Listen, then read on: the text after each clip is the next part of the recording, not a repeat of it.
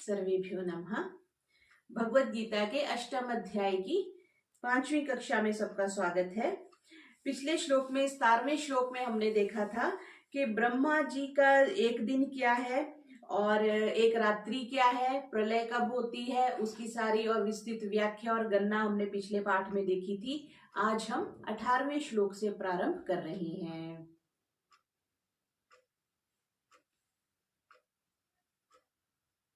भगवद गीता का 18वां श्लोक अष्टम अध्याय का। अव्यक्ताद वक्तव्यः सर्वः प्रभवन्त्यहरागमे रात्र्यागमे प्रलीयन्ते तत्रैव अव्यक्त संज्ञके। अव्यक्तात् अव्यक्त्या, ब्रह्मा का अहरागमे में कहा ना, ब्रह्मा जी का जब दिन प्रारंभ होता है उसमें क्या होता है, अव्यक्तात् जो है, जो अव्यक्त है, प्रकृति सांख्य दर्शन की दृष्टि से जो अव्यक्त शब्द है वो प्रकृति के लिए आया है। तो प्रकृति क्या करती है, अव्यक्त से व्यक्त हो जाती है, मतलब व्यक्त होता है जो सामने है, जो प्रत्यक्ष है, जो दिखता है। तो अभी तक वो सुषुप्ति में थी, ऐसे पड़ी हुई थी, तो उससे चीजें बन जाती हैं। जैसे रोटी आटे में अव्यक्त है और जब उसको गूंद करके हम रोटी बना लेते हैं तब रोटी जो है वो व्यक्त हो जाती है। ऐसे ही घड़ा मिट्टी में अव्यक्त है और जब कुम्हार उसका प्रोसेस करके चाक पे लगा के उसका घड़ा बना देता है तो मिट्टी में जो अव्यक्त घड़ा था वो व्यक्त हो गया। तो इस तरह जो पूरी सृष्टि है वो प्रकृति में अव्यक्त रहती है और जब ब्रह्मा जी का दिन प्रारंभ होता है तो वो अव्यक्त से व्यक्त हो जाती है। और व्यक्तव्य ऐसे ही शरीर पैदा हो जाते हैं, ऐसे ही संपूर्ण शरीर और सृष्टि पैदा हो जाती है। प्रभवंती मीन्स पैदा होना। रात्र्यागमे, और ब्रह्मा जी की जब रात का आरंभ होता है तब क्या होता है कि ये सारे जो है वापिस उसमें लीन हो जाते हैं, वापिस चले जाते हैं। जैसे हम दिन में सुबह उठते हैं तो एक बार सारी सृष्टि हमारे लिए बन जाती है, घर भी दिख जाता है, हमें सारी वस्तुएं भी दिख जाती हैं, सारे सगे संबंधी भी दिख जाते हैं, सारा संसार दिख जाता है जगने पर, और सोने पर सारा एक तरह से विलीन हो जाता है। बिल्कुल वही बात यहाँ पे ये कह रहे हैं कि अव्यक्त तो व्यक्त हो जाता है जब ब्रह्मा जी का दिन होता है, और जब रात्रि होती है तो जो सब कुछ बना हुआ था वो वापिस लीन हो जाता है। तो जब ब्रह्मा जी की 100 वर्ष की आयु हमने कल देखी थी, तो 100 वर्ष की आयु बीत जाने पर तब महाप्रलय हो जाती है। और उसमें क्या है कि ब्रह्मा जी के बाद फिर ब्रह्मा जी भी भगवान में विलीन हो जाते हैं और फिर महाप्रलय का समय बीतने पर ब्रह्मा जी भगवान से फिर से प्रकट होते हैं और फिर से महासर्ग का आरंभ होता है। तो यहाँ पे काल की गणना कल हमने बड़े स्तर पर देखी थी। आज अगर हम छोटे स्तर से देखें तो 2 परमाणुओं का एक अणु होता है, 2 परमाणुओं का एक अणु, 3 अणु का एक त्रसरेणु और 3 त्रुटि का, 3 अणु का एक त्रसरेणु और 3 त्रसरेणु का एक त्रुटि, और 100 त्रुटियों का एक वेद हो गया। और अगर मैं आपको बाद में ग्रुप में भी भेज दूंगी तो 100 त्रुटि का एक भेद हो गया और 3 भेद से एक लव हो गया, 3 लव से एक निमेष, 3 निमेष से एक क्षण, 5 क्षण से एक काष्ठा, 5 काष्ठा से एक 15 काष्ठा से एक लघु, 15 लघु से एक नाड़िका, 6 नाड़िका से एक प्रहर, 8 प्रहर का एक दिन और रात। यहां से तो हमें अच्छी प्रकार विदित है कि 8 प्रहर से एक दिन रात हो गया, 15 दिन रात का एक पक्ष, 2 पक्ष का एक मास, 6 मास का एक अयन, 2 अयन का एक वर्ष, और मनुष्य का जो एक वर्ष है वो देवताओं का एक दिन और रात बनता है। और ऐसे ही मनुष्यों का जो 6 महीने का उत्तरायण हो गया और 6 महीने का दक्षिणायन हो गया, तो जो उत्तरायण है वो देवताओं का दिन कहा जाता है और दक्षिणायन जो है वो देवताओं का रात्रि कही जाती है। इसलिए भीष्म पितामह ने जब तक दक्षिणायन चल रहा था तब तक अपने प्राण नहीं त्यागे थे, और हम कुछ अच्छा कार्य भी उस समय नहीं करते हैं जब दक्षिणायन चल रहा होता है, क्योंकि उसको देवताओं की रात्रि कही जाती है। और ऐसे ही हमारे 30 वर्ष देवताओं के कितने हो गए, 1 महीना हो गया, और 360 वर्ष मतलब मनुष्यों का देवताओं का जितना समय मनुष्यों का मल्टीप्लाई बाय 360 है। तो 360 वर्ष जब हमारे होते हैं तो वो एक दिव्य वर्ष कहा जाता है। और 43,20,000 वर्ष थे ना हमारे पीछे, एक युग था, उसको 1000 से हमने गुना कर दिया तो 4 अरब 32 करोड़ जो है वो एक कल्प या सर्ग की आयु होगी। ठीक है, जिसको एक युग 43,20,000 को हमने एक युग भी कह दिया था, इसको महायुग भी कह देते हैं, चतुर्युगी भी कह देते हैं। इसको आप 1000 से गुना करेंगे तो 4 अरब 32 करोड़ हो गया, उसको एक कल्प या एक सर्ग कहा जाता है। तो कल हमने देखी थी वो उपरले स्तर पर देखी थी, बड़े स्तर पर देखी थी, आज हमने छोटे परमाणु से अत्यंत सूक्ष्म काल है। ये यहाँ पे क्यों बताना चाहते हैं कि ब्रह्मा जी का दिन और रात की व्याख्या श्री कृष्ण जी अर्जुन को क्यों बता रहे हैं कि सब कुछ जो भी है, इवन ब्रह्मा जी या इतनी बड़ी जो काल की गणना 4 अरब 32 करोड़ की जो बात हुई है, इतनी सारे वर्ष जो है वो भी काल के अंतर्गत है, काल से परे नहीं है। चाहे वो ब्रह्मा जी है, चाहे वो ब्रह्मलोक है, वो भी उनका जब ब्रह्मा जी की आयु 100 वर्ष बीत जाती है उसके बाद ब्रह्मलोक भी विलीन हो जाता है। तो सिर्फ और सिर्फ जो परमात्मा है, जो ईश्वर है, वही काल की गणना से बाहर है। इसलिए उन ईश्वर का ध्यान करना चाहिए, उनकी उपासना करनी चाहिए कि हम उनकी प्राप्ति करें।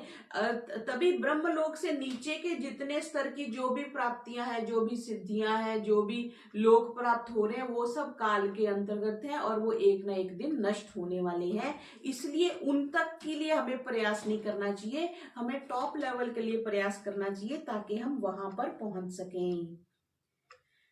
ये मखलूक पैदा जो हो बार बार, हो गुम रात पड़ने पे बेइख्तियार, सुनर्जुन जो ब्रह्मा का दिन हो आया, हो फिर मौजे हस्ती का दरिया रवा।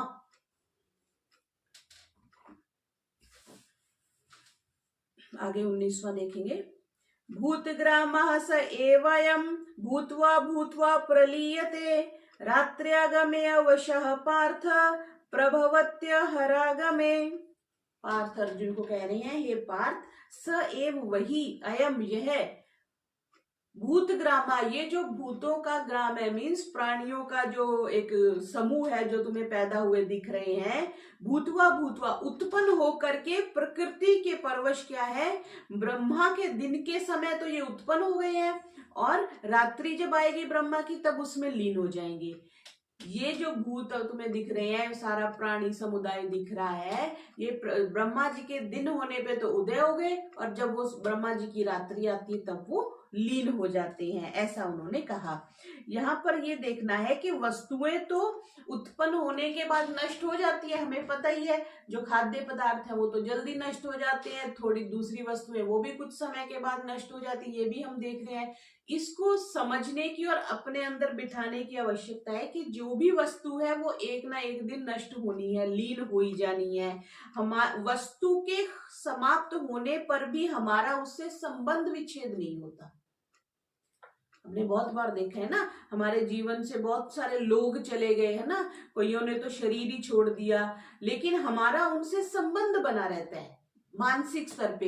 वो संबंध के कारण ही हमें बार बार जन्म मरण लेना पड़ता है। वो वस्तु चली गई है, वस्तु समाप्त हो गई, उन्होंने अगर कोई पारिवारिक सदस्य थे या कोई गुरुजन थे या कोई आचार्य थे, उन्होंने शरीर छोड़ दिया, लेकिन फिर भी हमारा उनके साथ अगर संबंध हम रखते हैं तो संबंध के कारण ही हमें बार बार जन्म लेना पड़ता है। और हर चीज कैसे छूटती है, वो जैसे हमने उस दिन बात करी थी कि एक व्यक्ति ने भगवान से प्रार्थना करी, भगवान जी जब आपने शरीर लेके जाना है तो उससे पहले मेरे को सूचना दे दो। तो परमात्मा बोलते हैं कि सूचना तो मैं तेरे को हर क्षण दे रहा हूं, जो इस क्षण तेरे पास है वो अगले क्षण तेरे पास नहीं है। अगर हम ध्यान से देखें तो जिस क्षण तुमने जो विचार कर लिया, जो भोजन कर लिया, जो वस्त्र पहन लिए, जो चीज का उपभोग कर लिया, वो अगले क्षण तुम उसी स्थिति में नहीं कर रहे, उससे भिन्न स्थिति में कर रहे हो। या तो मानसिक स्थिति बदल जाएगी, या परिस्थितियां बदल जाएंगी, या वस्तु का स्वाद आना कम हो जाएगा, या अगर कोई संबंध है तो उस स्तर का नहीं रहेगा जिस स्तर का पिछले क्षण था। तो हर चीज छूट ही रही है। और ऐसे ही हमारे बालों का रंग छूट रहा है, सफेदी आ रही है, दांत झड़ रहे हैं, चेहरे पे झुर्रियां आ रही हैं, ये सारी इंडिकेशंस ही है कि जो तुम्हें दिया गया था वो धीरे धीरे तुमसे छूट रहा है, लेकिन हम उस चीज को समझते नहीं है। इसलिए परमात्मा तो हर क्षण, वो तो अंदर से बैठा समझा रहा है हमें, तू ना समझ पाए तो वो क्या करे। वो हर क्षण हमें ये वैराग्य के लिए प्रेरणा दे रहा है कि सब कुछ छूटने वाला है। जैसे श्री कृष्ण जी व्यक्तिगत स्तर पर अर्जुन को समझा रहे हैं कि सब कुछ छूटने वाला ही है, और इतने काल तक भी सृष्टि बनेगी, उसके बाद वो भी लीन होने वाली है। इसलिए एक तत्व अभ्यासी, पीछे कहा था, एक गामी हो जाओ, एक तत्व का अभ्यास करो। क्यों? क्योंकि ये सब तो उत्पन्न होते रहे। सर्गी अपनी न उपजायन्ते प्रलय ना व्यथंती च। सर्ग के समय जब सृष्टि उत्पन्न होती है, सब उत्पन्न हो जाएगा, उसके बाद नष्ट हो जाएगा। इसलिए किसी भी चीज के लिए शोक करने की या गमगीन होने की आवश्यकता नहीं है। तो ये हमारा 19वां श्लोक हुआ। अब आगे क्या बता रहे हैं कि जो परमात्मा की महिमा के बारे में आगे 20वें श्लोक में बता रहे हैं।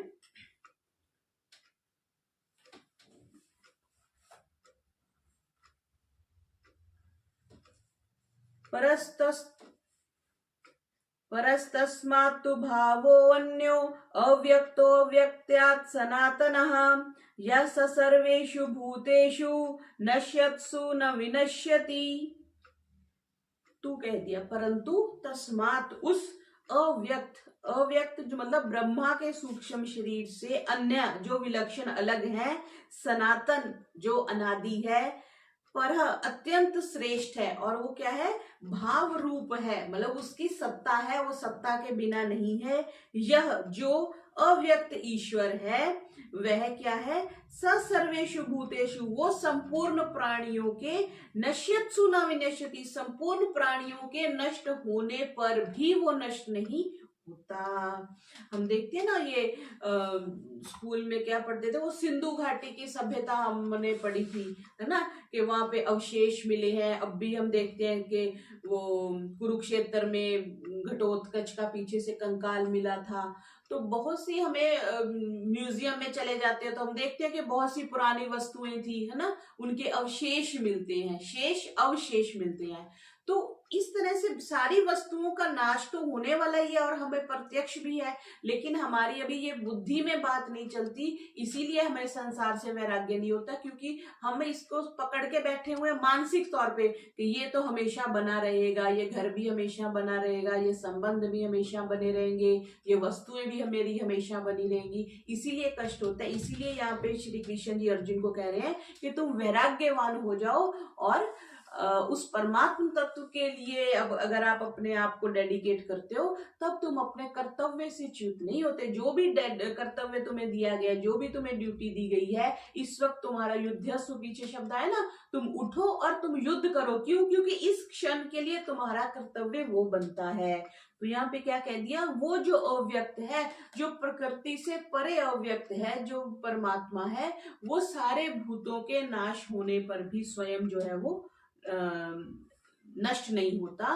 क्योंकि जिसके लिए ये कह दिया, तद विष्णु परमम पदम, अथर्ववेद में मंत्र आया ना, कि वो परमात्मा जो है वो नष्ट चक्षुषा पश्यति, उसको आंख देख भी नहीं सकती है, और वो सबसे परे है, और वो नैमित्तिक कारण है। वो परमात्मा, वो नष्ट नहीं होता। प्रकृति भले ही लीन हो जाती है, लेकिन परमात्मा नष्ट नहीं होता। न विनश्यति, मतलब संसार का परिवर्तन होने पर भी परमात्मा जो है वो अपरिवर्तनशील है। ये 20वें श्लोक में इन्होंने कहा। परे गैब से भी है एक जाते गैब। गैब कह देती है प्रकट होने को, अव्यक्त को। वो हस्ती फना का नहीं जिसमें ऐब, किसी की ना कुछ बात बाकी रहे, फकत एक वही जात बाकी रहे। वही एक जो जात है वो बाकी रहती है। आगे अब 21वें में क्या कह रहे हैं कि अब जिस परमात्मा के बारे में बताया कि जो सब कुछ नष्ट होने पर भी नष्ट नहीं होता, उस सब की एकता करते हुए भी अनन्य भक्ति जो करनी चाहिए, उसके बारे में अगले 2 श्लोकों में बता रहे हैं। अव्यक्तो अक्षर इति युक्तस् माहु परमां गतिम, यम प्राप्य न निर्वर्तन्ते तद्धाम परमं मम। तम, उसी को अव्यक्त, अव्यक्त और अक्षर जिसका क्षीण नहीं होता, जो नष्ट नहीं होता, इति उक्तः ऐसा कहा गया है। परमाम गतिम, परम गति को आहु ऐसा कहा गया है। यम प्राप्य, जिसको प्राप्त होने पर, परमाणु यम प्राप्य न निर्वर्तनते, फिर लौटकर संसार में नहीं आना पड़ता। और वह क्या है? तद्धाम परमम, वो मेरा परम धाम है। परमात्मा का वो परम धाम है जहां पर से होकर के फिर हमें वापिस नहीं आना पड़ता। जो सर्वोच्च गति है, जो परमम गति है, उसको जब हम प्राप्त कर लेते हैं, जैसे मैंने कल कहा था कि जब हम छत पे चले जाते हैं फिर हमें वापिस नहीं आना पड़ेगा। जब तक हम सीढ़ियों में रहेंगे तो कभी ना कभी स्तर, चाहे निचली सीढ़ी से वापिस आए चाहे ऊपर वाली सीढ़ी से वापिस आए, वापिस तो आना ही पड़ेगा। यानी जन्म मरण के चक्कर में तो आना ही पड़ेगा। तो उसके लिए पीछे बार बार कहा गया कि एक तो निष्काम भाव रखो और वैराग्य का भाव रखो और परमात्मा का कंटिन्यूस वजह, एक गामी हो जाओ, एक परमात्मा तत्व के लिए अपने आप को डेडिकेट कर दो। फिर यहाँ पे कह रहे हैं कि उस अव्यक्त और अक्षर को जब आप प्राप्त कर लेते हो, उस परमात्मा को, फिर आपको वापस नहीं आना पड़ता। अक्षरम ब्रह्म जिसको कह दिया, उसके नीचे ब्रह्म लोक से नीचे जितने भी लोक हैं उनसे तो पुनरावृत्ति होती ही है। 21वां, वो हस्ती जो बातिन है और बेजवाल, करे उसकी मंजिल को आला ख्याल, पहुंचकर जहां से न लौटे मदाम, वही है वही मेरा आली मकाम, वो मेरा आली मकाम है। आगे 22वां, पुरुषा स परः पार्थ, भक्त्या लभ्यस्त्वनन्यया, यस्यां स्थानि भूतानि, येन सर्वम इदं ततम्। पार्थ, पृथानंदन के कारण से अर्जुन को कह रहे हैं पार्थ, भूतानि संपूर्ण प्राणी, यस्य अंत स्थानी जिसके अंतर्गत आते हैं, जिसके अंडर आते हैं, ये जिससे, इदम यह संपूर्ण संसार जो है वो व्याप्त है। परमात्मा को हम सर्वव्यापक कहते हैं ना। स्पष्ट गीता ये वचन कर रहे हैं श्री कृष्ण जी महाराज कि जो परमात्मा संपूर्ण संसार में व्याप्त है, सह वह परम पुरुष परमात्मा, तू अनन्य लभ्य, वो अनन्य भक्ति से प्राप्त होने के लिए योग्य है।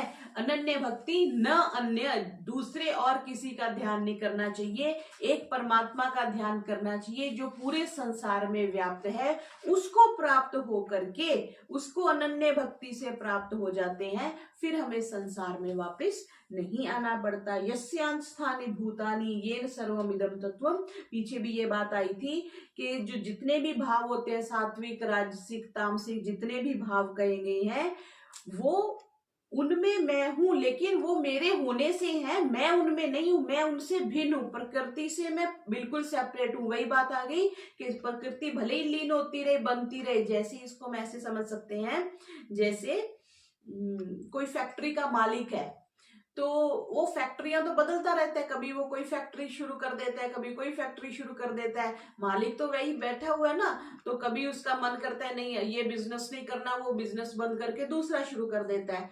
लेकिन मालिक तो एज इट इज बना हुआ है। बस इसको ऐसे ही हम समझ सकते हैं कि परमात्मा तो एज इट इज बने हुए हैं। इतने जो हमने काल की गणना देखी, इतने समय तक ब्रह्मा के एक दिन तक सृष्टि रही, फिर एक रात में प्रलय हो गई। ब्रह्मा जी की 100 वर्ष की आयु के बाद महाप्रलय हो गई, उसको सर्ग कह दिया, एक सर्ग के बाद फिर से दूसरा सर्ग होगा। तो ये तब परमात्मा ऐसे ही बने बैठे रहेंगे जैसे मालिक एज इट इज बना रहता है और फैक्ट्रियां दिन प्रतिदिन बदलती रहती हैं।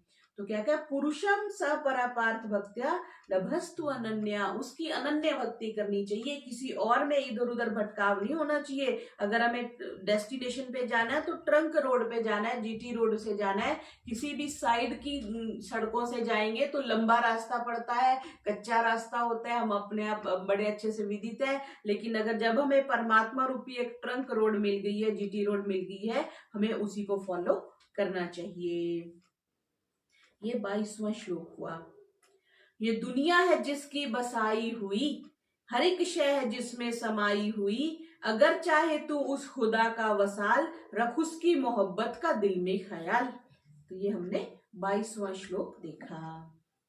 तो आज हमने भगवत गीता के 18वें से लेकर के 22वें श्लोकों को देखा। ओम शांति शांति शांति। सर्वेभ्यो नमः।